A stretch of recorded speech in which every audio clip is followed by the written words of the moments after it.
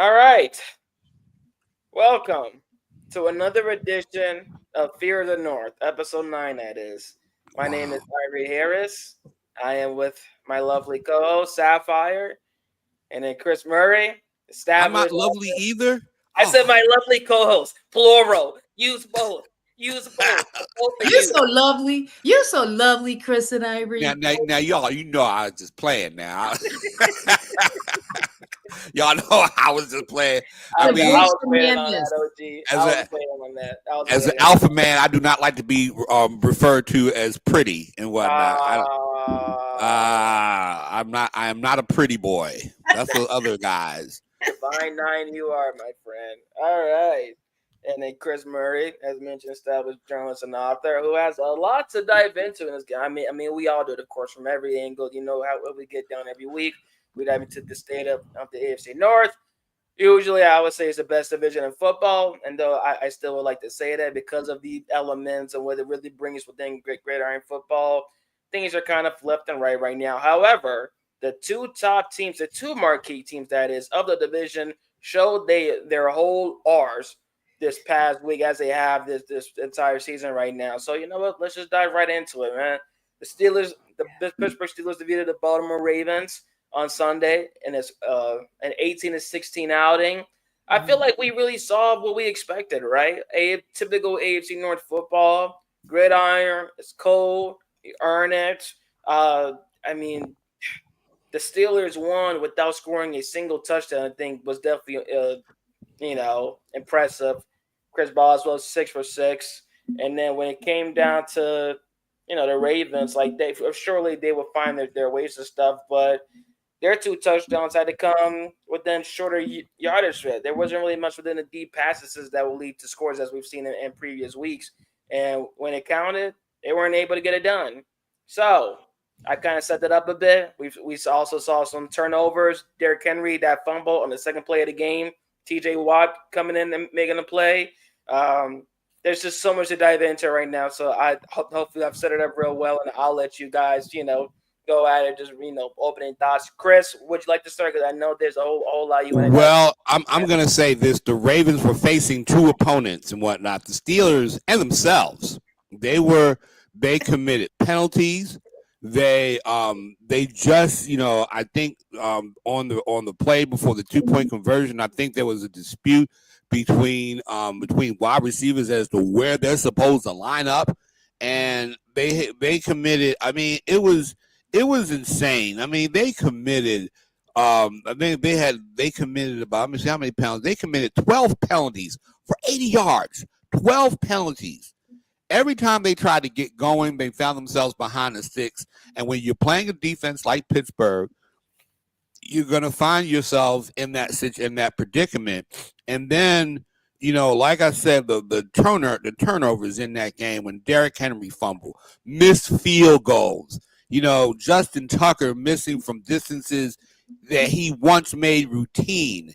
I mean, you can count up a whole, and Pittsburgh had a good defense, had a good game plan, and you know how those games get when those two teams play each other. It's going to Oh be, and the Ravens defense actually, to me, in my opinion, outplayed Pittsburgh. They kept Pittsburgh out of the end zone, came up with a big turnover when they needed late in the game, and then Justice Hill.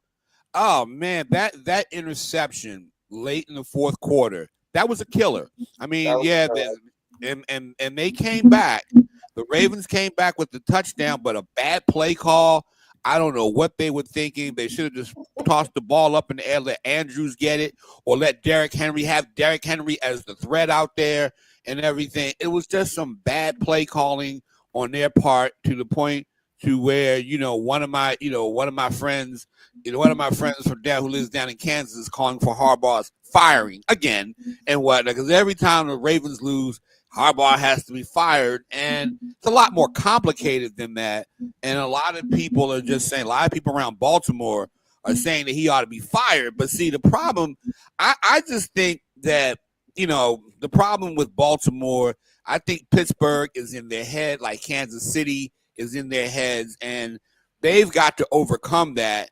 And it's kind of reminding me, I don't know, it's kind of reminding me of the way that when Tampa Bay had that run in 2001, it was a point where they could not beat the Eagles. They could not beat the Eagles to save their lives.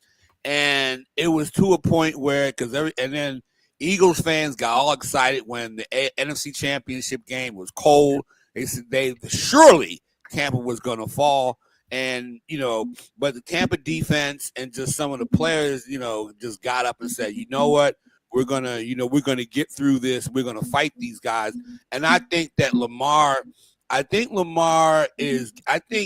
all the things that, that you can say about that game, all the things you can say, I think Lamar Jackson, even though it wasn't his best game, I thought character-wise, he kept fighting. I got to say that. I mean, Sapphire, if I'm wrong on this, No, I mean, for me, I don't know that you're wrong, darling. I just submit to you, is that what Ravens fans find acceptable? No, no. People are I was on the train yesterday going to Baltimore down to Bowie State. Yeah. And basically the conductor of my train, of my Maryland area commuter rail train. Conductor. We have a problem. It's real on the East Coast. Yeah. The conductor was saying, man, everybody I know, I mean, my high school friends of mine, oh man, they beat themselves. The Ravens fans are upset. They felt like, now Pittsburgh had something to do with it. Now let me take off my fandom and go back to being sports writer and journalist. Now, all that said, and that's one of the things I think that, to me, with Pittsburgh though, the Ravens, the silver lining, if I want to put a silver lining on what happened on Sunday, the Ravens defense played their butts off. I can't say the A word on the air, and I don't want to, you say arse though. A-R-S-E. I can say that they played their arses off. I feel better. See, because they had Pickens in them on lockdown. The interception by Humphrey in the end zone. Had they won that game, I was going to say that might have been that turning point. But the defense, if they can keep this up, in this particular game, they're going to be all right, But the offense right now has to get it because they had to play the Chargers next week, and I think they'll beat LA. But that and we'll talk about. Yeah, we're gonna get to that part. Yeah. But the thing about it, But the thing about it, though, Pittsburgh probably should be to answer Mafia Members podcast. Pittsburgh probably does need to be concerned because they can't get that. They're not going to get that every week from these teams and whatnot. And like I said, Baltimore played. I thought the defense played its best game of the season in a losing effort, and it's just that the offense. And then the defense, too. Penalties, man. They had a lot of false start penalties, a lot of holding penalties. And every time you get to those penalties, man, that kills you. But I think Lamar is going to figure a way out. But you know what the pundits are saying? They're saying Lamar can't beat Pittsburgh. Lamar is, everybody's waiting for him to fall in the playoffs and whatnot, and that was kind of a playoff atmosphere kind of game, right. And so you have to look at it in that situation. But to me, I thought in the last two drives, Lamar got the passes there. Justice Hill falling down, the guy made a great play. The guy on defense made a great play. He got it there, but Justice Hill has to hold on. He holds on to that ball. And I predict that the Ravens score a touchdown, and I think I basically think that in that situation, I still think that they would win that game, but I think that again, within a division it's tough, and I think that I think they'll get them in Baltimore. I will say, well, they played them in Baltimore. I think the last game of the season, if I'm not mistaken. But real quick, just within that, the Ravens actually play the Steelers week 16, right. and that will be on a Saturday, a few days before, the Ravens and Steelers play their Christmas Day's games. They actually played the Browns in their season finale. Right. I only know of that because when I was looking ahead, I'm like, what did they sweep the Ravens? But we'll get to that later on. But real quick though, within everything, and Sapphire, I know that you're gonna give your thoughts on this. So hopefully, I don't mess up anything within your intro and stuff. But shout out to Mafia Members Podcast. Appreciate the support. Thank you for tuning in. Absolutely. I think it's important not only to intertwine our thoughts and answers regarding the game and stuff in our analysis with the question as we see here. Do you guys have concerns about Pittsburgh not scoring touchdowns and relying on kicking field goals instead, or is that overblown? So, I mean, for me, that's a great question. Again, shout out to Mafia Members Podcast. For me, it's all about the different ways that Pittsburgh can beat their competition. Let's look at the Ravens.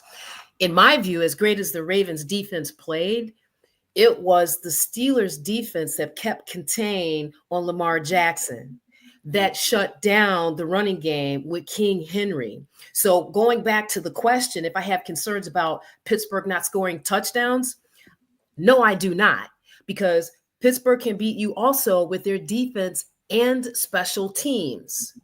Now, a minor caveat to that is now that the Ravens have seen the Pittsburgh Steelers 2024, that next game at the Ravens, I'm not certain that the Steelers are going to come out of that game with a victory. Mm-hmm. I would tend to agree with that. I just think that right now, I will say this: Lamar, it was a tough game, but I see some positives in that. Lamar kept battling to the end. He kept battling and he kept fighting to the end. And the losses that they've had this season to Kansas City. The Raiders game, the defense just gave that game away. And the Cleveland game, Lamar did what he could do, but, guys dropping balls and all that. But I think Lamar, even when he struggled, still found a way to get put the Ravens in position to tie the game. And that's, but I don't think Pittsburgh can sustain that any more than the Ravens can sustain having a bad defense and a great offense. But I think that if this is a trend, because they're going to face a really tough offense in LA Chargers next week. But I think that Lamar and them have to get back to what they do best. And I do think they got to get the ball into King Henry's hands. And they kept doing that, but Henry just wasn't as effective. If they could have gotten something out of King Henry and whatnot, that would have been, but Pittsburgh played a great game. I don't think they can sustain kicking field goals because I don't think you're going to beat Mahomes, by only kicking field goals and all that. You're going to have and well, that's presuming that Patrick Mahomes is still playing as poorly as he is right now, right? Yeah, and there's something going on, and maybe we need to have some cross-pollination with Mafia Members Podcast about that, right? Yeah. Not to get out of AFC North, but when you look at the great Travis Kelce, that seems to be investing his energies into more off the field, shenanigans. I think you're beginning to see the evidence of him aging. Not to say that he's not still one of the more elite tight ends in the league, but I know they have some players, very important players coming back, but I think as it relates to the Pittsburgh-Kansas City matchup, we're talking about completely different dynamics on both sides of the football. I actually, in my mind, and again, let me be very clear, gentlemen, how do I feel about the Pittsburgh Steelers? They're your sleeper. Okay. And I despise them. Okay. But I have to give props. Before Sunday's game, Mike Tomlin huddled up with what I would liken to be his A team. That included Jefferson and Pickens and Williams and Najee. And what we saw was really none of them make an impact on the game. Pittsburgh, albeit a different style than Kansas City, still has real worker bee type players, and they're still multifaceted on all sides of the ball. I would love to see that AFC championship game. I would love to see it. Don't know if it would happen, or either team is. I wouldn't love to see it, but that's but that's the thing. But such a hater. I know. Real myself, but real quick before I have my 2 cents, is Travis Kelce just Brian Bosworth if he was a tight end? I'm gonna take now. I'm gonna say something. Now, Irie, I'm gonna say something to you about that. Okay. Now the difference between Travis Kelce and Brian Bosworth is that Travis Kelce is probably have more all pros, more all pros selections than Bosworth. Bosworth was like almost like a one hit wonder. He's not. I mean, right now he's best known for his Dr. Pepper commercials. Okay. That's ever since he got bowled over by Bo Jackson, the Boz wasn't quite the same. Chris, don't forget his account of throwing bolts into GM Motors, right, during the off season when they worked there. That's when I really lost respect for him, right? But anyway, go ahead. But he ain't. I wouldn't put Kelce in the Bosworth category. I do think Kelce is a bit, distracted and whatnot. A bit distracted by off-field stuff and all that, and a billionaire. Yeah, I get it. Yeah, I get it. Well, real quick, I think, and to kind of intertwine with everything we're saying, stuff at least from both sides right now, I do not think that it is a bad thing within the Steelers relying on their kicker to bail them out because. And honestly, this is something that I've had to change my view on at times, primarily because of covering the Browns and seeing how they've been early on this season with Dustin Hopkins. We'll get to that later on, but I don't think it's a bad thing because that is the job of the kicker, and that is what you're supposed to do. The offense, especially like every offense, is not going to be as dynamic as advertised, and that's what makes the Steelers so good. Is that they know they're not dynamic. They know that they're going to go out there with what they got and make it work. They're going to make something out of nothing. They're going to make soul food out of scraps. They're going to make water out of little bits of ice. That's the Steelers offense in a nutshell. But what the Steelers are very good at, for one, is taking their time. They're still top 3 within time of possession, in the game at a little under 33 minutes a game. You look at that game right there, their possession, 36 minutes, 22 seconds compared to Baltimore when they're 23 minutes, 38 seconds. That's number one. So they understand they have somebody who can bail them out. Because you know what? He did the same thing going back to week 1. You go back when they played Atlanta. Didn't he do the same exact thing? All 6 or 6 once again so that he could score all 10 points. He's getting his money's worth, if you ask me. And then number 2, when it goes to Baltimore side, and I also thought it was a good game as well. I did like what I saw from it. However, I do just kind of go back to the run game because, and I understand Pittsburgh came into the game, top 4, top 5, allowing just around 87 rushing yards a game and stuff. But I do have questions for the fact that Henry only got 5 carries, within the second half. Like, he ended the first half, 8 carries, 52 yards. And am I saying that he was going to go out for 100? No, but I would have at least seen him like to try, because then it doesn't leave that what if, Right. Do you have that thought? You two have thoughts within it? Because I would have liked to see that workhorse a bit more and really make the Steelers run defense work. Chris, I'm going to let you take this because, you and I were going back on text. I'm asking the same question every time. What is Todd Monken doing? So, like, I see. That's the thing in that situation. Crazy. That situation, especially when they're going for 2, he's going to get the ball and whatnot, and they could and they could run some play, or if he's not going to get the ball, he should be out there as a threat. So as that threat. So so if the Steelers think that they're going to, if the Steelers think that Lamar's going to take it, because that what they called was like, what? And I'm sitting up there, what are you guys doing? And I think what when I look at that play, what happened was Lamar was looking to pass the ball. Somebody, either Aguilar or Deontay, somebody was supposed to be in the end zone, and someone didn't do their job. And basically, because I would think that Todd Monken would know that that the Steelers would be expecting a quarterback run, and what they should have done is sort of like, it was kind of reminding me of that Cleveland game when they basically gave it to Derrick Henry as a part of the as a part of that Wildcat situation. The 4th and 2, the first opening series of the game, that 4th and 2 Wildcat. Yeah. And everybody, they were going to do it regardless. Yeah. Right.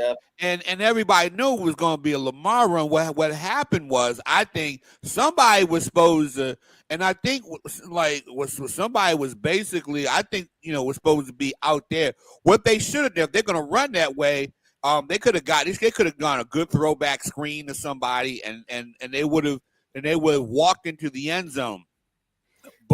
Or they could have given the ball straight up to Henry. But that's where I get upset at Todd Monken and John Harbaugh. Like, you got to really utilize Derrick Henry. Even if he's struggling in the beginning, keep feeding him the ball, because eventually he's going to wear that team down. Eventually they're going to get tired of tackling him, and then he's going to and he was getting big chunks here and there. But the thing is just that they got to keep doing it, and they really have to do more of those RPO. But every time they did some of the RPOs and some of those plays, they kept getting an ineligible player downfield, illegal formation, they'll false start, holding. They got these are all the things that contributed to that loss. But they got it, and I'm in agreement with you, Irie and Sapphire. They got to get King Henry the ball, and I'm not understanding this offense. And have you heard anything about him being injured or maybe his stamina? It just doesn't make sense that they would not use him. This is not the first conversation that we have had about this, right? Right. When I look at those stats, right? Passing, receiving, when I look at comparing and contrasting both teams, it comes down to what you said: execution, penalties, those turnovers. Mm-hmm. Those turnovers, right? Yeah. And I don't want to go all, what does that mean in terms of coaching? But I am going to go here. For the first time this season, I'm beginning to question if Lamar Jackson he's an MVP candidate, don't get me wrong. But when I think about in-game, real-time situational play, is he that MVP? Is he that team leader that's saying, you know what, we're falling apart, but I'm going to put this team on my shoulders. I'm going to, kind of like Josh Allen did on 4th and 2 in that Sunday night game. That was impressive. Malcolm members is having quite mad props. Okay. Right. I'm gonna say this about Lamar Jackson in defense of him. I think getting that touchdown late in the game, when everything on the day when everything kind of broke down for them in that game, getting that touchdown showed me something. Yeah. And even in the loss to Kansas City and in the loss to Cleveland, he was bringing them downfield and whatnot. He was still battling. It's just the fact that sometimes you got to win a couple of those too, and that's going to be. But the thing is, I think if anybody's hearing any of that stuff in their heads, is Lamar Jackson, and I think he's going to inevitably prove it. But it's like right now, when you haven't done it yet, there's still that psychological thing in your head and whatnot. There's still that thing that now you have to start doing it when everything falls down. And I think, like I said, the Isaiah Likely situation that happened early in the season when he made that play. Yeah. And I seen him do it before. And I saw him, like I say, the touchdown to Zay Flowers, because their offense had been in chill mode the entire game. And he kept battling, but at the same time, like I say, the play calling bothers me. The penalties bother me. And he has to basically, it's hard to sift your way through that. I mean, there was one pass that could have kept the drive going. I think it was either Aguilar or Zay Flowers dropped the pass. I mean, it was ball hit him in the hand.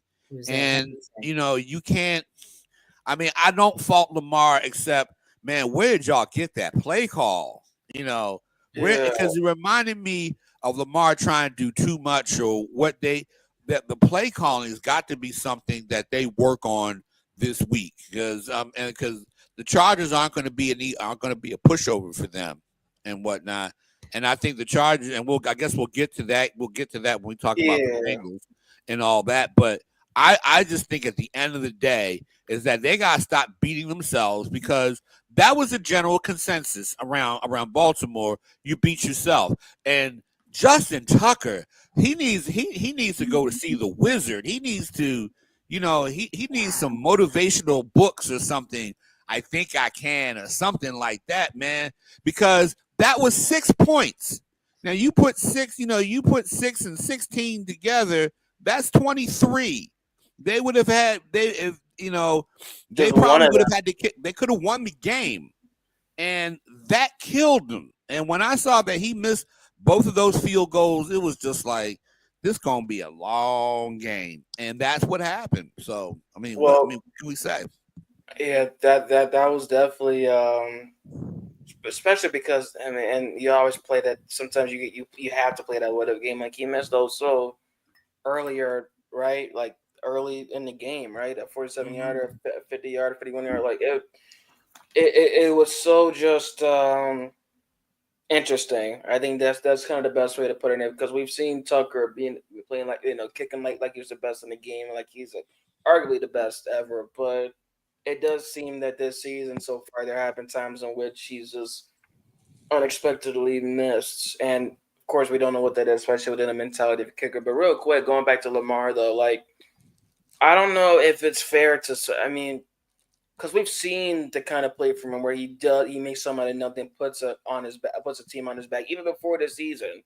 And then when you go back to the season, you mentioned earlier, Chris, the game for week 1 versus Kansas City, to play to Likely, even going down to, what was it, week 5 versus Cincinnati, the way that they made something out of nothing to force overtime and then win that game. Like, we've seen that from Lamar.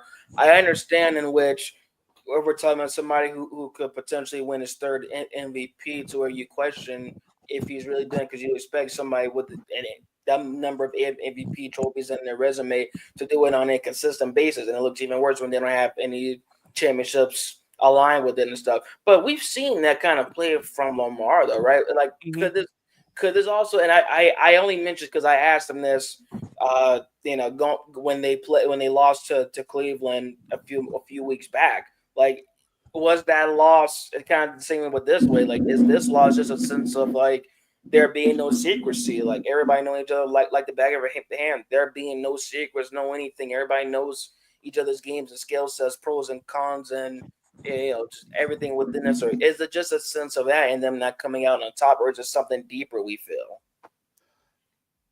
Well, Sapphire, I'll let you handle that question. No, because you know what I want to say, guys, with all due love and respect, this is heavy Ravens, and I still think, and I'm not throwing darts, I'm just saying we still have to understand what the Pittsburgh Steelers did while Russell Wilson had a terrible game.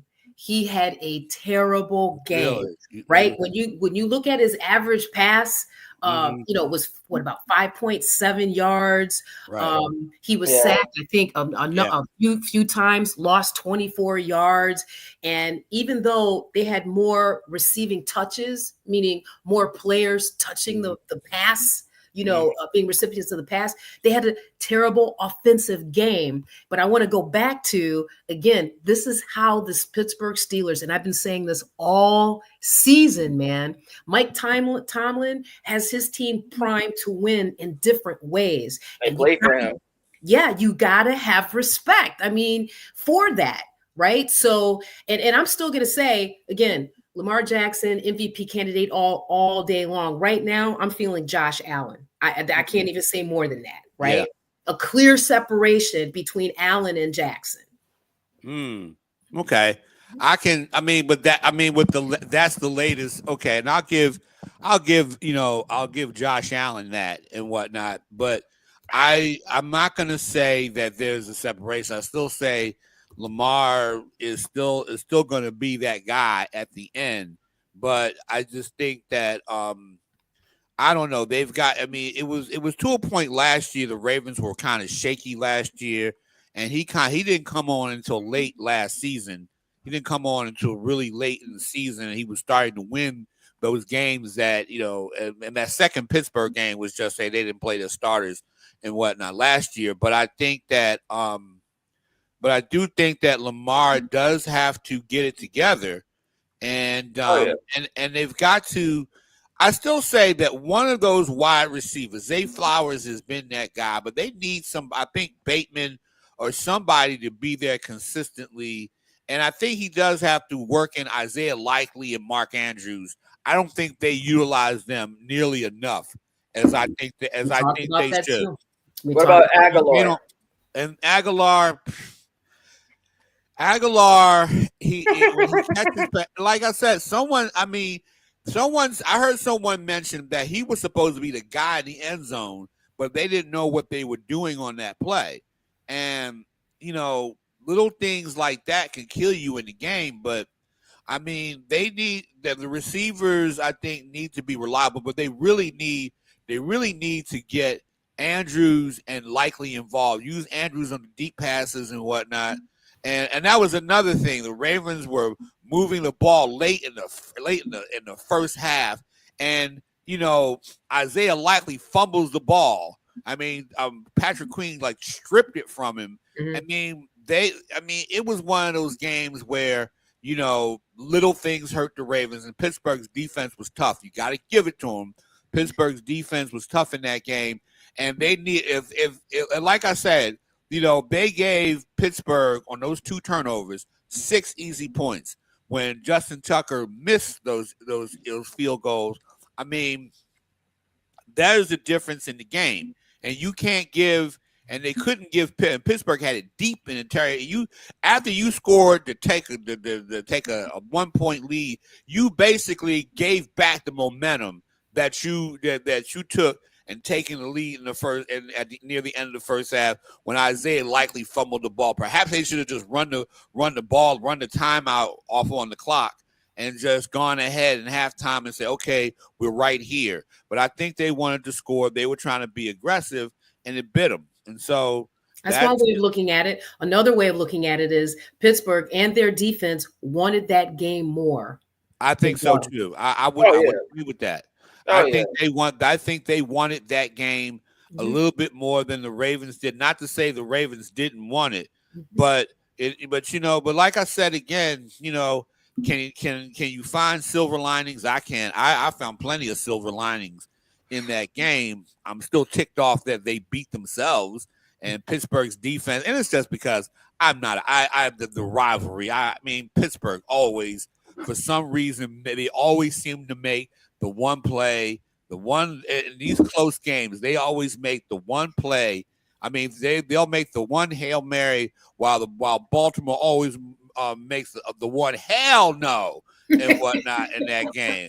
That's like I say, it's between Hail Mary and hell no and whatnot. We don't need, and we always, not we, but the Ravens always seem to make hell no, like, oh, come on. That's what I'm talking about. And Pittsburgh, give Mike Tomlin credit. Those starts guys at the top. They're scrappy. Yep. They're not gonna and they're not gonna take anything for the fever. They're gonna come out and fight. And I think, like I said, what I do think though that the Ravens are also missing, they're missing a personality. And they're missing the personalities of T. Suggs, Ray Lewis, and Ed Reed on that defense. They're missing that attitude, that intangible, like, we ain't scared of Pittsburgh, because when they were there, they always punched Pittsburgh in the mouth. They did. Well, yeah, they did. And sadly, Roquan Smith is not cutting it right now for Chris Murray. Sapphire does make valid points, but then Pittsburgh being able to win a game in various ways. Russell Wilson isn't having a good game. They turn to their run game.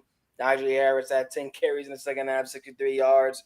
Him and Jalen Warren combining for 49 of their 56 fourth quarter rushing yards. Like, this team is legit. This team is for real. And just like yes, say it loud, man. I mean, my final point is last week we talked about Highsmith being out. And I said, but Nick Herbig is coming back, right? Off of a multi-week injury outage, if you want to say it that way. Nick Herbig played a very significant role in this game. And I'm just going to say again, starts at the top, Mike Tomlin, culture, discipline. Like, the Steelers are so for real in 2024. Yeah, they are.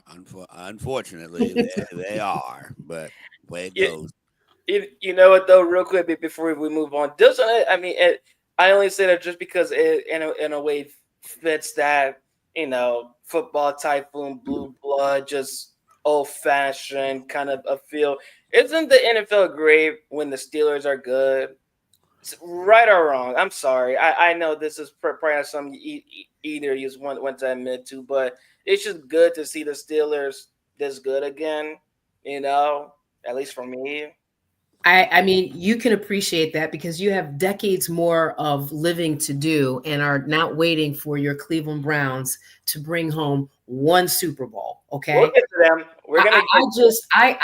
It's a bitter pill. I mean, I have to give props where props are due. The Steelers are a good football team, right? So to answer your question, though, I mean, yeah, for me, it's nice to see the AFC North represent and have multiple teams that are very competitive, for the championship and the Super Bowl.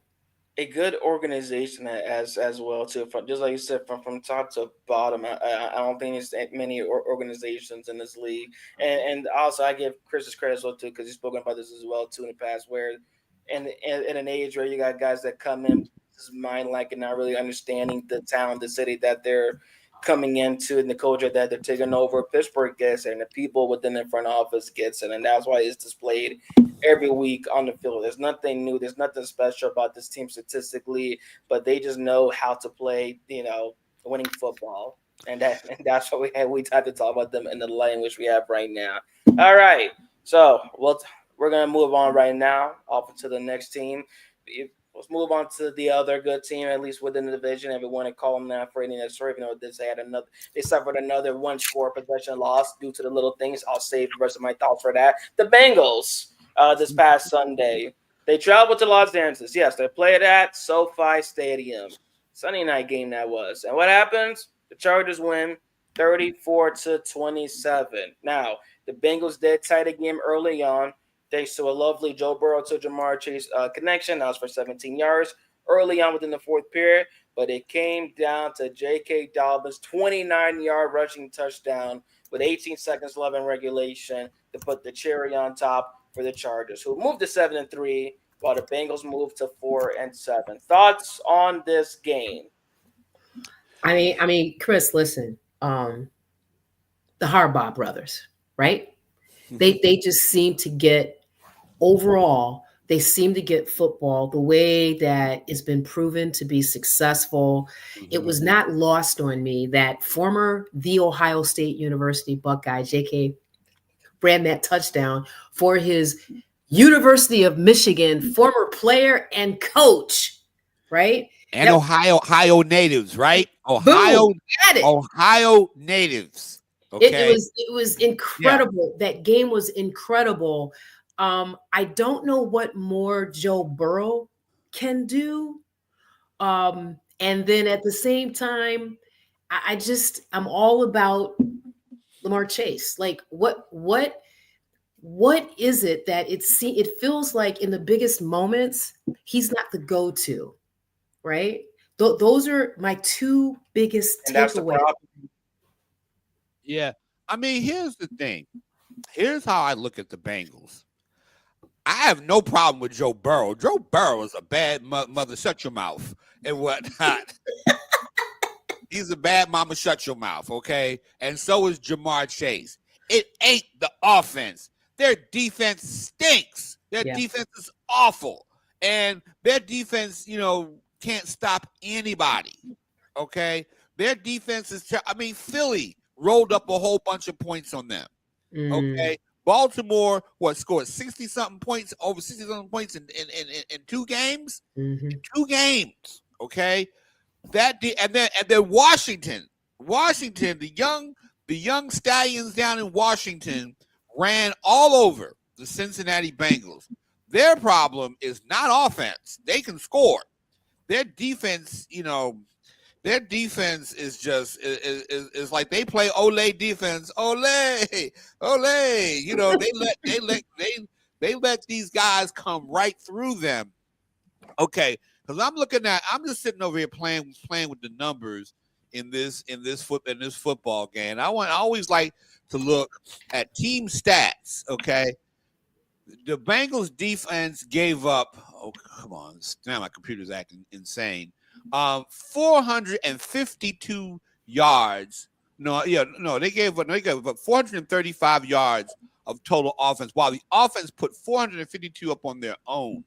Okay, basically, Burrow had about 356 yards passing, 3 touchdowns. Okay, there's nothing wrong with their offense. Maybe they need to run the ball a little bit more. But there's nothing wrong with the offense. The defense gets, they get burned every time.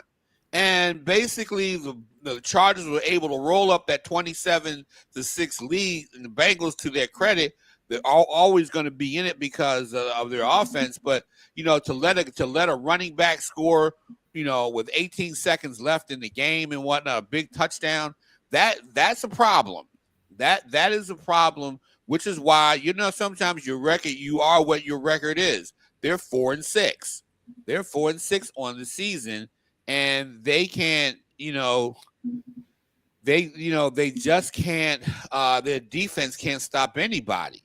They just can't. It's the defense, and they need the defensive coordinator man to put his house up for sale or something. It's I can't imagine what Bengals Nation is feeling. The team is 1-6 in 1-score games, right? They just can't figure out how to close it out, right? Right. Yeah. But it was curious though. They seem to go ahead, Irene. No. I have nothing to say. I would disagree with what they were saying. Please proceed. I'll say. It was curious to me too how different of a feel they have when T is on the field. Right. And if you just, they're still not mathematically eliminated, which still, to me, have they hit their bottom? Right. Is this another game to help them? Their walk off that field. I don't know if you saw that. I've never seen Joe Burrow look so, I don't want to say dejected, but just overwrought, like with a feeling of what more can I do? And then, by the way, what is that stuff that Lamar Chase has on his teeth that match that necklace? What is that? What is that? You said on the grill. What is that stuff? Oh, like mouthpiece. Yeah, or like I think you might have said it right, a grill or something, or like a mouthpiece. I wonder what that is, because as a coach, and we have our feelings about Zach Taylor, Chris, but as a coach, just like with Joe Burrow's blonde highlights, those are distractions, right? To me, when you're not winning, when you have the record they have, when you have the history in the 2024 season that the Bengals had, there's no space for that. There's no space for bling. There's no space to talk about how great you are, right? You got to roll up your sleeves and understand what is it that we are failing on and what are we going to do to change it? The culture, the identity, right? Okay. So that stood out to me as well. And I may be nitpicky, but I'm old school football. No, right? No, not at all. Yeah. Well, I'm going to say this, and this is something, and this is something I always have to say. I am not mad, because I'm not mad if whatever Joe Burrow does with his hair, I'm not looking at that, or the grill that Ja'Marr Chase has, because if they weren't producing, I can see whether that's a problem. But though, and Joe Burrow, what else can he do? You play your butt off. like I said, if Joe Burrow wants to wear blonde, whatever, and all that, he's doing his job. If he was throwing 5 interceptions, if he was, completing less than 60% of his passes, then I might say something to him about it. Like I said again, now maybe the guys on defense maybe need to spend some more time in that film room, or the organization may need to go out and get guys. But I can't, I'm not going to say that because if guys are producing, and if blonde highlights, I wouldn't wear blonde highlights if I was winning or losing, but at the same, shady. Yeah, I mean, but he's doing their part. Okay, they're doing their part. Ja'Marr Chase and Joe Burrow, they're doing what they have to do to win. I'm not mad at them. Like I said, I am not mad at that offense. That offense, when you score 27 points or 30 points in a game, you're supposed to win that game.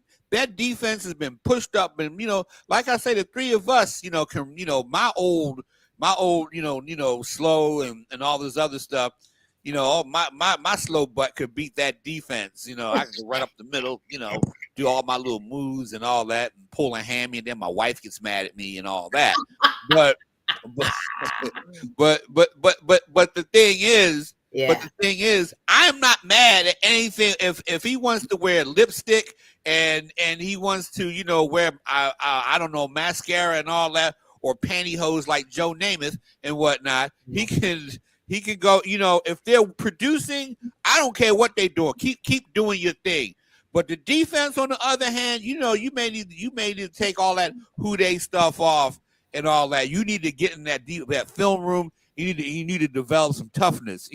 If you want to call Dawn Staley to get some toughness down at the University of South Carolina, you're right.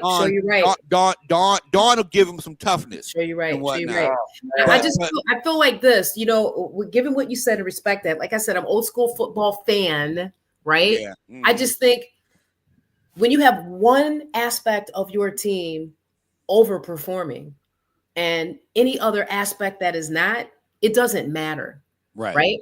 And I go back to Pittsburgh just real quick. Where do you see all that funky fly, fresh stuff happening on the Pittsburgh Steelers roster? And they're winning. Right. To me, it speaks to something unknown. We talk about culture. We talk about leadership, top down. It just speaks of something that we don't know is going on inside of that locker room that's causing this disconnect. So if that's just my view of it. Or they just have bad players on defense. That's the other thing to take into consideration. Yes, but we know history has taught us. Mm-hmm. NFL history has taught us that even bad players can play up to the level that they're inspired to. And that's not what I'm saying with the Cincinnati Bengals. Thank you. And if I may come in real quick, the only reason you guys have seen my the movement of my hands or my head shaking, and this isn't, I promise, this is not a victory lap or anything in that sort, but it's more so a sense of insanity, because we are repeating the same things over and over, which ring true, but are the same things that we've mentioned over and over again each week. I know that I've mentioned as well too. Like Sapphire, you just said it. Something going on within that locker room. Something happening distraction wise. I remember mentioning that after week 6 and saying when I see the body language of these guys, I'm not sure if the chemistry is there. We have seen Ja'Marr Chase have, I don't want to call them emotional outbursts, because it's more than fine to show emotions. I mean, and not just as athletes, but as humans, that's what we do. But him not being able to control those emotions at the point moments of the game, we have not seen that before. Number 2, like you said, the blonde hair, the grill, and everything. Furthermore, Chase, thinking about how long it took him to actually return to the field before the season started, over problems within his contract, right? That's 2.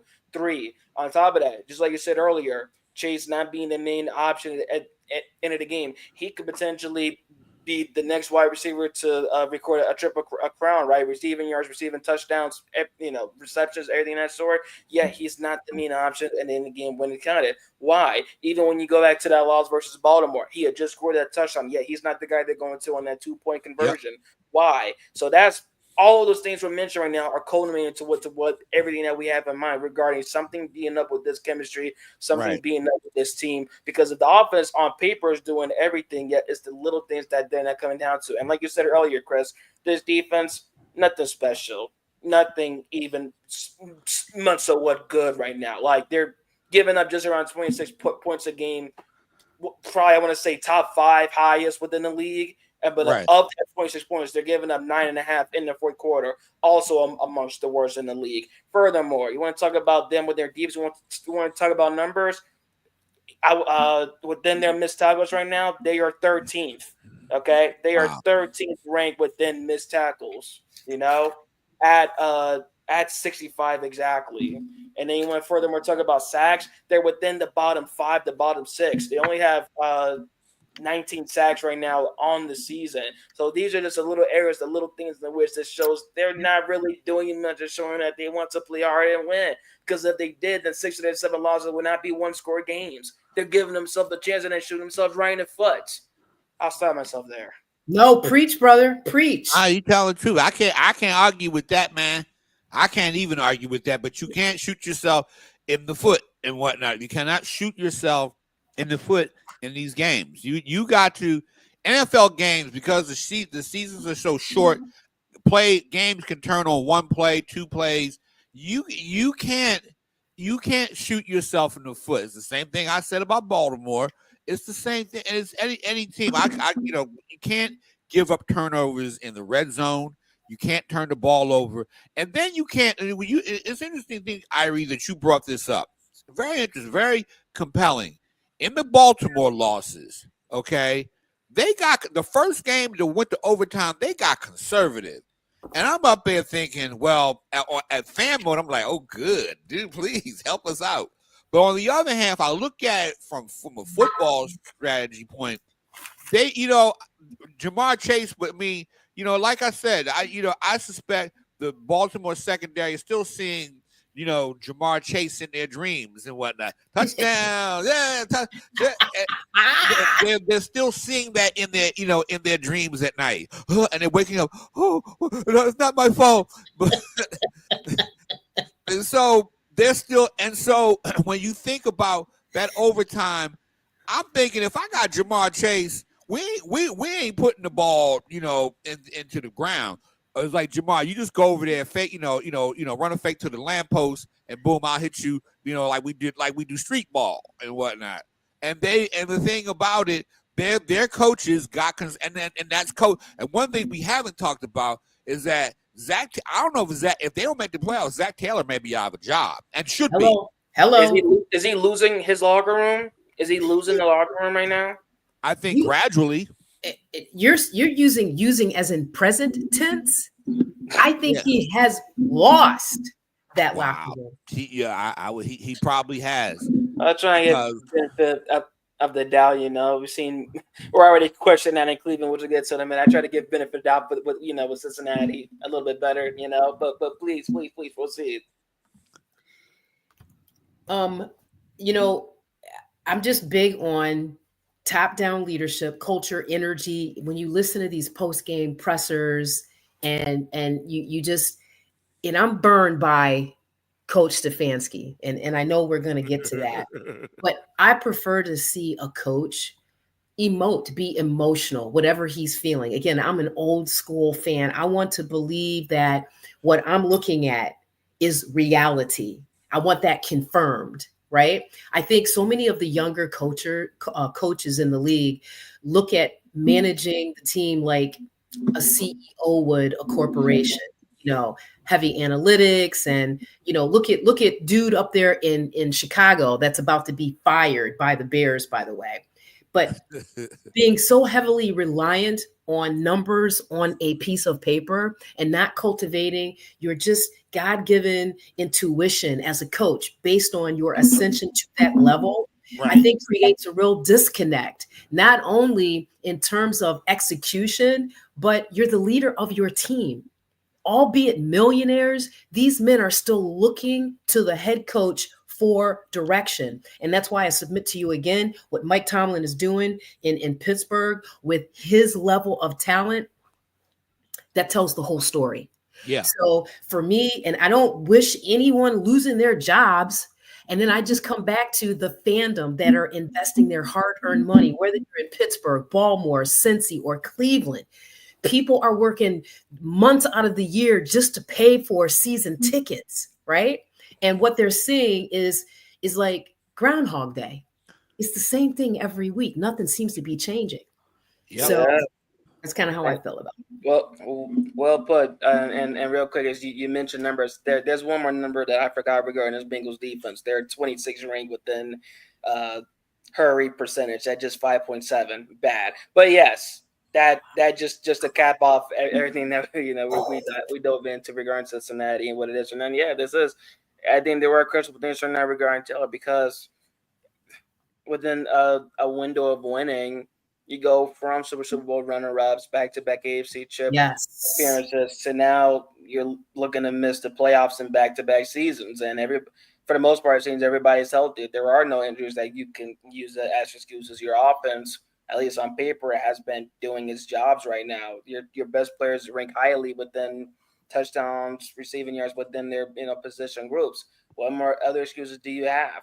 Really none. So it'll be interesting to see how they go about things right now in the second half of the season, because this could really determine a lot. Like you said, they're not mathematically out, but they'll need a lot of things to go their way ahead of the second half of the season. So, and if I could just add another quick thing, we talk about from a fandom perspective.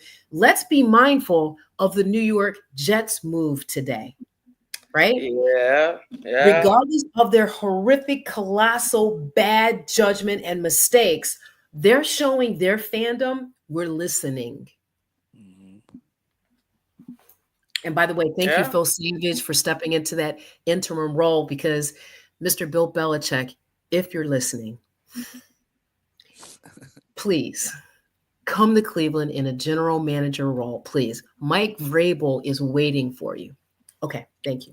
Back to the regularly scheduled program. Oh, yeah, for sure. And real quick, I should probably say this each episode, but for all listeners of the Fear the North podcast, all supporters that are 21 and up, I have a quick drinking game for you. Take a shot every episode. Sapphire mentions the name Bill Belichick. Go. All right. So we've gone through the premier teams of the division.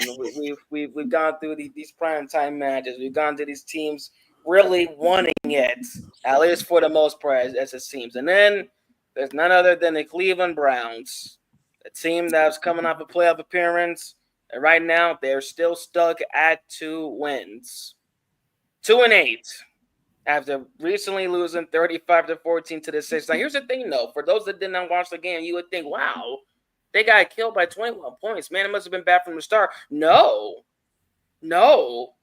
It was a close game. It was wire to wire the first 3 quarters, and they entered the fourth quarter with a tight 14-14 game, and then they crumbled, and the Saints took off with the game.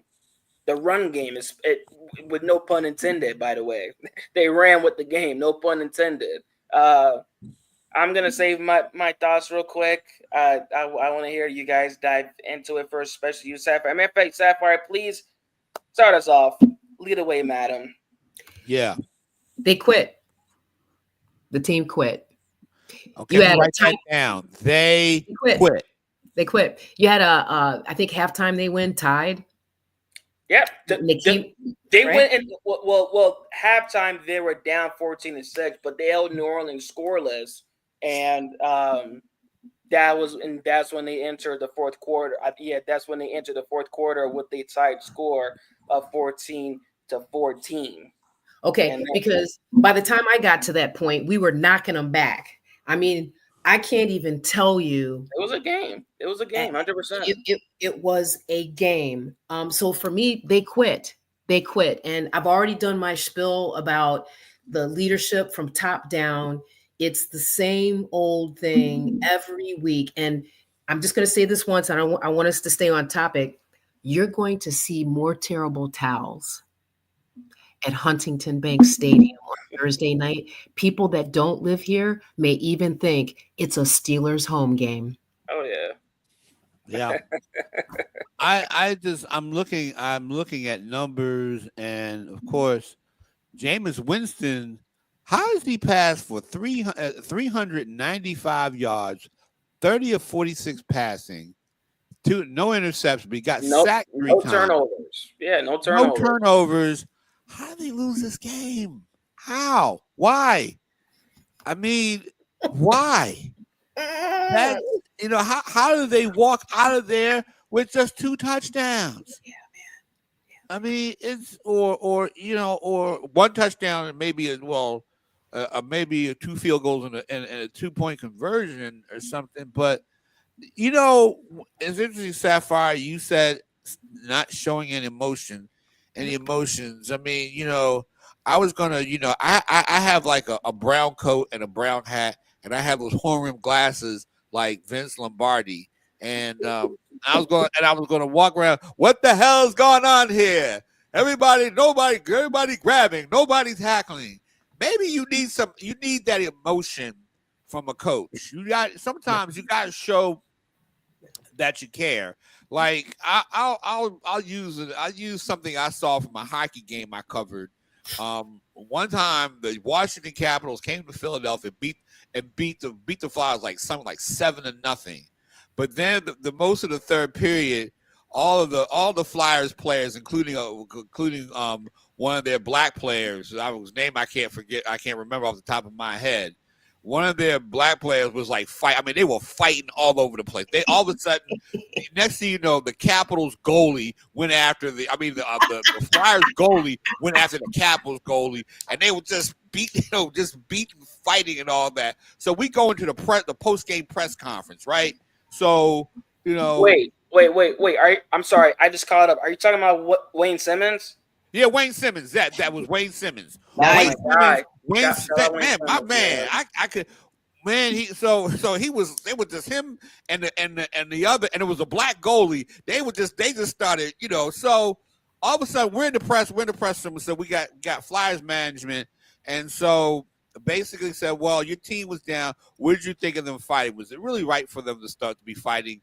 And in their Canadian accent, well, what shows that they cared and all that, So and my people in Buffalo understand that yes accent, and so from what I understand, sometimes you guys show that you care, as a coach. I mean, because the thing is, if you're going and I think this Browns team, I don't know if they're going to get up. I mean, that might be the worst Thursday night game because I hope the Browns get up for the Steelers the way they got for the Ravens. Let me say that.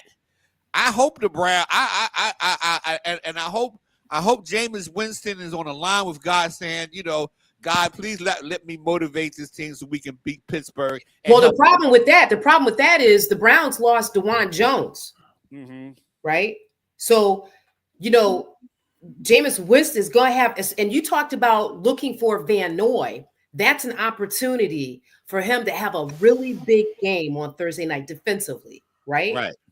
Right. And since we have no run game, because we rushed back, Nick Chubb after how is Nick Chubb doing in that situation? I'm looking at. I think he got 50 yards on Sunday. Yeah, I mean, and here's the other thing too, Irie and Chris. One of the commentators, because I like to listen to the game on the local AM networks. Right. I just wanted to strangle the guy next to me, and I didn't even know him. Okay, I just wanted to wrap my hands around that guy's throat because I couldn't believe what I was hearing. They were talking about how Nick Chubb will need at least 2 years to fully recover from his latest knee surgery, right? And I started thinking, well, shucks, you put Deshaun Watson back out there this year after his shoulder almost fell off of his body the preceding season. So what's the difference in standard between your prime, athletes having major surgery? Like, some of the Cleveland media is as insane as I am about this team, right? And looking for any excuse. I will say again, the Browns are a terrible football team this season, right? So Thursday, listen, I have an opportunity to go to that game. First of all, it's going to be too cold for me to go down to the lakefront and watch the Steelers open up another can of whoop arse on the Cleveland Browns. I just cannot do it. It should be a slaughter. Well, I'm hoping Cleveland gets up for the Steelers. You want Cleveland to beat the Steelers to help out the Ravens. Let's be real about it. Of course. I have no pretension about that. Of course. But the thing is, I mean, it's a bad. I mean, if I'm a Cleveland fan, I'm mad. Yeah. I mean, and like I said, the Browns are basically commiserating with Cowboys fans and whatnot as to how bad their team is. Okay. And so I'm a little bit disturbed if I'm watching these games, as a Browns fan. I'm disturbed by this. It's like they don't know how to win. They've forgotten how to win. They don't know. I don't know this team.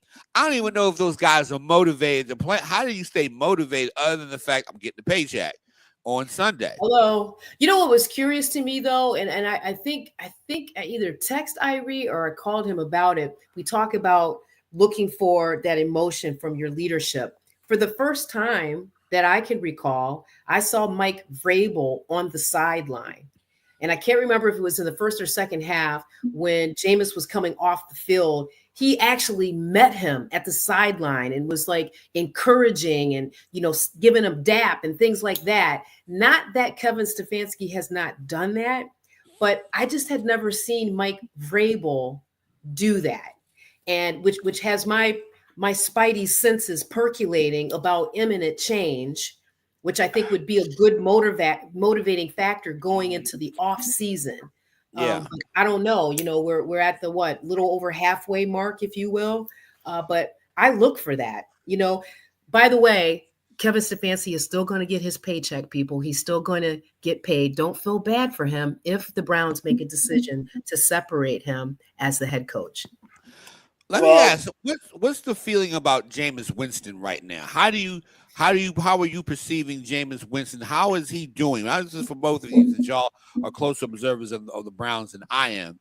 But what's the overall view of Jameis Winston?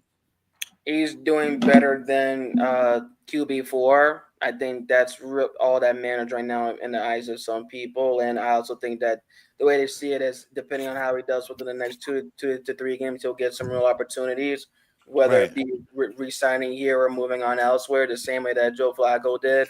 I mean, it all be on him right now. I mean, he throw nearly 400 yards, a couple scores right now. Like that looks good on paper, regardless of the result. That looks good because then it lets you know, it implies that the result of the game was not on you.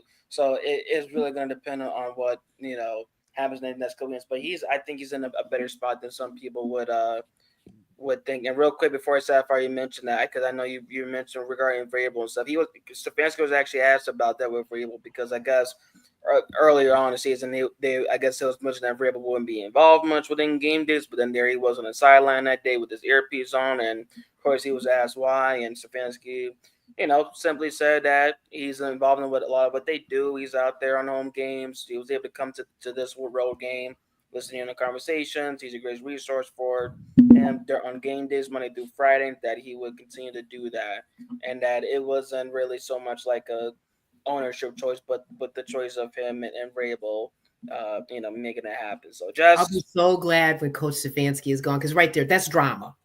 That's drama. You start off the beginning of the season saying X, and now you're saying Y. Right? I'm telling you, it's as a female gentleman, when I watch the game, there are so many facets to it, not only on the field, off the field, down at Berea, Ohio, at the facility. 100%. I mean, and I defer to your expertise, Irie. Look, you're there. And by the way, no, I always defer to you first, though. You're being modest, young man, because I'm going to put you on blast right now. Irie Harris is the Browns beat reporter, people. You can catch his articles on Cleveland.com. He is in the locker rooms. Right. He is in the pressers. When he speaks, it's truth. It's truth. And so we are very thankful to have him on this podcast. And so, I love you, Irie, and Chris. I love you. But my point is this drama, and that's just that. Who hasn't had that leader, that manager that has to be like all the time with that Oprah one-upness. With all due respect to Oprah Winfrey, it's always one up. Oh no, I know. Oh no, I made the decision. Oh no, it's mutual. He so needs to go on to his next coaching opportunity and leave this town. Okay, I'm just over the whole thing. Players aren't playing to their capacity. They're putting, God bless Denzel Ward. How many more times can they take him off the field into that blue tent? Irie and Chris. That was one of the something else that was a real start because both takeaways belong to him. Interception and strip fumble. By the way, the Browns went into that game tied with the Giants for the fewest interceptions on the season with one. And Denzel single-handedly increased that for him. I mean, having a terrific game, and then you see him on his knee. And it turns out there's another injury regarding to his rib and other stuff, banged up per usual. Of course, he's saying that he'll be back and stuff, and that it should be nothing to worry. But you do wonder because of that.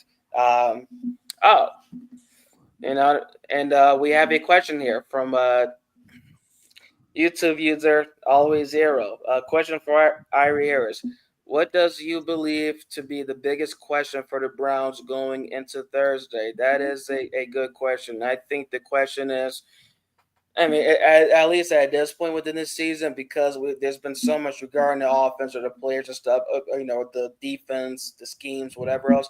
I think the biggest question is because I think this will be a pivotal game regarding what we see because of the fact that they play November 21st, and that's a long break until the next game, Monday, December 2nd. A lot can happen within, that 11-day span, that 10, 12, 11-day span. I think the biggest question is, do the players want to play for Stefanski anymore? Has he lost his locker room? I think that's the biggest question going into it. And that's outside of the game. I'll give it within the game plan in a second, but that's just within the overall atmosphere because the season is lost. And now you're wondering what's next and who else wants to play out there for because that's going to determine a lot within this team and now in this environment because of the fact that there's supposed to be a window of winning. And right now you've had multiple orange cones along the road that is hard to get out right now. So you're thinking, what do I have? It's like you're carrying a lot of weight on your back while trying to get those cones out the road. Now you're wondering, what do I drop off to make for a lighter weight to get these things off the road so we can move forward? And that's going to be the biggest question, something that I see, going in. Regarding the game plan, though, I think for the Browns, the biggest question is, can they find a way to make Nick Chubb a workhorse, primarily in the first half? That's something I've been writing about right now because while the Steelers have a terrific run defense, there have been aspects, even going back to this past week where I mentioned Derrick Henry, 8 carries, 52 yards. There have been games, even go back to when the Giants played the Steelers stuff, Tyrone Tracy Jr. that was within 146 yards. This run defense is still beatable, though. Is there a way in which they can get Nick Chubb going because of the fact that Winston just had 400 yards? So Pittsburgh's going to up the pressure, up the hurries. Let's not be oblivious to that. Can he find a way to make Chubb the workhorse that can really go in and be productive? Because he's going in. He had 6 first half carries, 1 game to 7. The next game, if they can find a way to increase his first half carries from the start and really slow down the game for Pittsburgh, that works to their benefit because Pittsburgh is one team. They're top there right now within time of possession and a team that will do their best to keep calm and take their time. The Browns can copy that and take their brand of football. It will work well for them. So thank you for coming to my TED Talk. We see. So that's that within my sense right now. I'll let you guys speak more on it. Listen, what more can be said, right? Because for me, right now, Nick Chubb is looking like Mike Tyson did on Saturday night. I can't believe you got me in the mix with this fool. What is Yeah. But here's the thing. Here's the thing that the Browns have to hope for Thursday. This might help them. They gotta hope that the Steelers, that this is like a letdown game for the Steelers because that was an emotional win over Baltimore. That was an emotional win, and sometimes when you have to turn the game around real quick from an emotional win, sometimes it's hard to do that, and it may be hard for them to get up for the Browns and all that. They might let the Browns hang around for a little while. So Yeah. There's no chance. That's about right. That's what they gotta hope for. They gotta hope somehow that the Steelers were out partying too hard Wednesday nights, something like that. That they had that they had one too many parties or something, or they get out of bed not eating breakfast or something like that. There's a blizzard and the game will have to be canceled. How about that? Yeah, that too. because at least they won't lose. That's true. Yeah, no, that's fair. Yeah, I mean, and they're just. I know I went through a bit of it from on the defense and that stuff to what I had Thursday and stuff. I know we'll talk more on that, but like it's just really so interesting because of the fact as we talk about with Vrabel and like you know what it really was. And that's when this season is really lost. When you see the defense crumble the way they did, especially within the run game, that was so.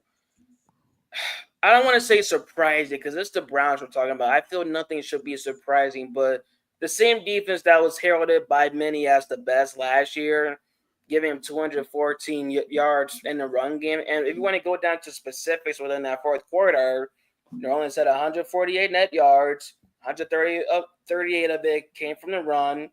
Taysom Hill, who had a hat trick with then rushing touchdown.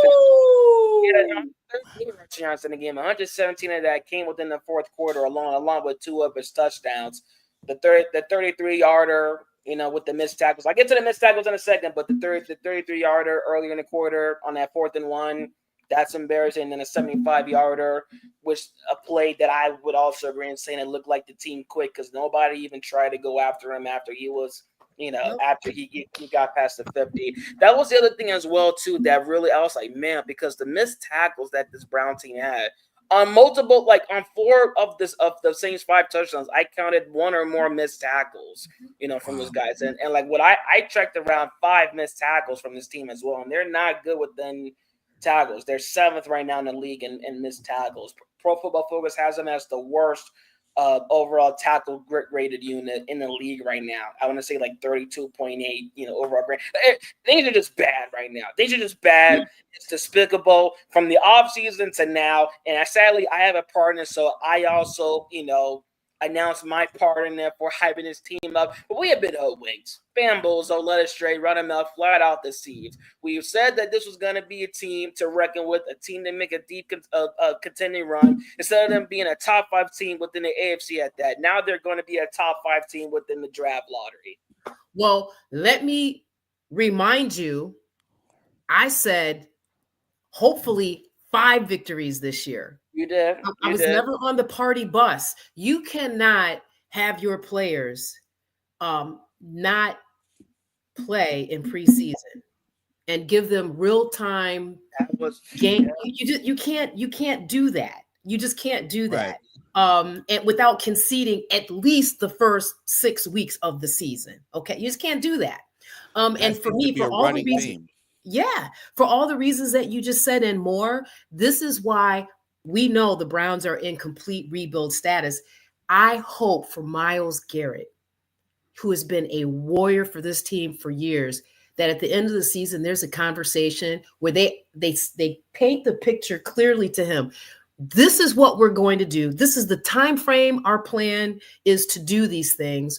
Do you want to continue to be a part of this organization, or can we help you find another team where you feel you may have the best opportunity to really compete for a Super Bowl?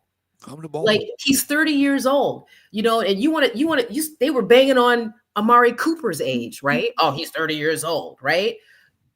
Myles Garrett's going to be 30 years old. So I just really feel like Vrabel being on the sideline was not happenstance. I think that was secret coded message to Browns Nation. Keep hope alive. Change is coming. The question is just going to be based on how the Browns show up on Thursday night in front of the entire world, Irie and Chris. Like, the whole world is watching. I'm telling you, what will the Browns do if they lose that game? And also horrifically. I mean, that's just where the rubber meets the road. I read to your point about Taysom Hill. Listen, I just can't believe what I saw. I cannot believe what I saw. You don't believe what you just saw. No, Okay. because these they didn't want to put themselves out. Like Wow. Chris, Irie, the three of us could have done at least as bad if we had suited up for that game on Sunday. It was terrible. Yeah. Well, I think at the end of the day, football is still a game of 1-2, and do you want to win? Do you want to be out there? If anything, if I'm a Browns player, I'm playing for my job, either with the team or for now, or to be somewhere else, because you can't, if you have a reputation for just quitting, people are going to look at individuals on that team. You got to be, at this point, you got to have some pride. I don't think that they will win on Thursday. It's an impossibility. And the way they've been playing, man, it's almost like sometimes you can go through. As a professor, I've gone through classes with students where you reach a point of a semester where you know who's going to pass, you know who won't pass, and you got to care. I always tell students, you got to care more than I do and whatnot. I tell. And the players have to understand they got to care more than their coach, because this is their job on the line. And you got to play with some kind of pride, even in a lose, because sometimes, coach, that tells me something about players who play hard despite the fact that maybe their team is not all that great. We talked about Joe Burrow. Joe Burrow plays well in spite of his coaches and in spite of everything else. Is that old Rudyard Kipling poem about, if you can keep your head while others around you are losing theirs, you shall. I'm paraphrasing. I forgot the poem. That's something I had to memorize. But you have to basically, have to, play well under bad circumstances, because if you're playing well, people won't doubt your commitment and all that, and that might keep you in the league for a little bit longer. So, a lot of guys who come in there and are just there just for the ride and whatnot, you're going to clear guys out of there. You're going to basically clear guys out. Well, I think the Bengals are looking. I mean, when they look at their offseason, clearly, Chase is probably going to be with another team, right? You think so? Yes, I do. Yes, I do. Who knows what the future is for T. Higgins? And you think about the rest of their offense, a couple of players on defense, their ages, and the Bengals may be in a quasi rebuild. I know this is premature, but they could be in a quasi rebuild stage too. So we'll have to see. Yeah. Yeah. Well, you know what? I think we've gone through quite a bit regarding this division. A lot to talk about right now. We really are in mid-season form. Let's go down to predictions. No teams on bye week this time, man. We got a lot going on Thursday. Pittsburgh and Cleveland. Who's going to start it off? Steelers. Mike Tomlin with unquestionable swagger, walking on the sidelines. Off that alone, they're winning in my eyes. Listen, SmackDown. And I'm only going to last until probably the end of the first quarter if the Browns don't try to be competitive. I'm telling you right now, I'm not going to put myself through the entire game. I'm not. I know how, Sapphire, I know how you feel now. Because the terrible town will be in Cleveland. No, but that's real. That's real. I'm not going to date myself too much, but some years ago, the Steelers came here and I was sitting on the second level, the club level. Gentlemen, when I looked at that stadium, all I saw were those terrible towels, and they beat us 41-3. Oh, I got to bring that up. Yeah. So, well, it's like this way. Just because I want to be a contrarian and whatnot, and because I'm a reverent smart arse. I'm an irreverent smart arse.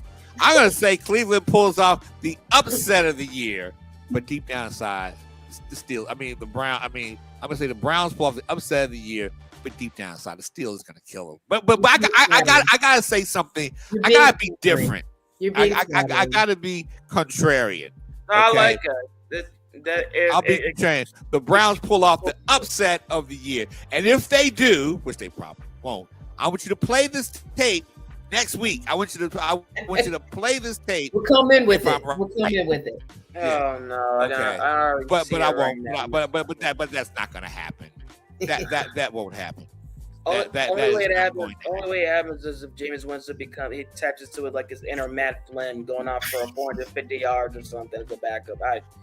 Or if he clicks his deal and says, "There's no place like home. There's no place like home." You know, he's got to do something. But but 413, right? Yeah. So Irie and I have the Steelers, and Chris, you're taking the Browns. Browns just for flattering. Okay. Just for the heck of it. Now the Bengals. I should have double checked. The Bengals are off this week. Yeah. But speaking of Pittsburgh, when they come back, they'll play December 1st versus Pittsburgh. So we'll save that for next week. But the Ravens, the Harbaugh Bowl, if you want to call it that. Oh God, this will be my third Harbaugh Bowl. And congratulations. The Ravens will travel to Los Angeles Monday Night Football. The Bengals are out there for Sunday night. Now the Ravens will be out there for Monday night. You already know what's happening. A lot going on, of course, the dynamics within the brothers, both of their ties to, the lovely state of Ohio, and now to get to coach on opposite sides once again in the NFL. Kind of cool to see. I know it's tiring, but, kind of cool. You don't really see this so often, but two brothers being in the head coach position, gigs doing this. So, Baltimore at Los Angeles. I'm going to go with the Ravens. I'm going to give it to, the John doing it once again, coming out with an edge on that. And I see a way in which, because there's always a tendency in which whatever they're not doing the game prior, which they lose in a close fashion, they somehow remember and come out to do the very next game. So I see a way in which they increase the carries for Henry, the way they shut up this past game versus Pittsburgh, and that leads them to a win along with Lamar doing exceptional things that we haven't seen in a while. Well, I'm going to say this: if the Ravens can run the football and go back to doing the things they'll beat the Chargers quite handily, and I think that they can beat them. But I just think if that defense that came to Pittsburgh is still there, is for real, they'll beat the Chargers. But I'm going to say the Ravens win, even if it's a high scoring game. Ravens win that game, and I think Lamar finds his mojo back. All right, Sapphire. How does Derrick Henry perform on turf, on the Astro turf, whatever you want to call it? It doesn't matter. He plays. If he gets the ball, he's going to run over people. You know what? I think I'm leaning towards the Chargers. All right. Yeah, I think I'm going to take the Chargers for this game. Okay. All right. I like it. Well, there you have it there, folks. And thank you for tuning in to another edition of the Fear the North podcast. We are on every Tuesday night around 8:30 p.m. Eastern time zone. Please like, subscribe, share.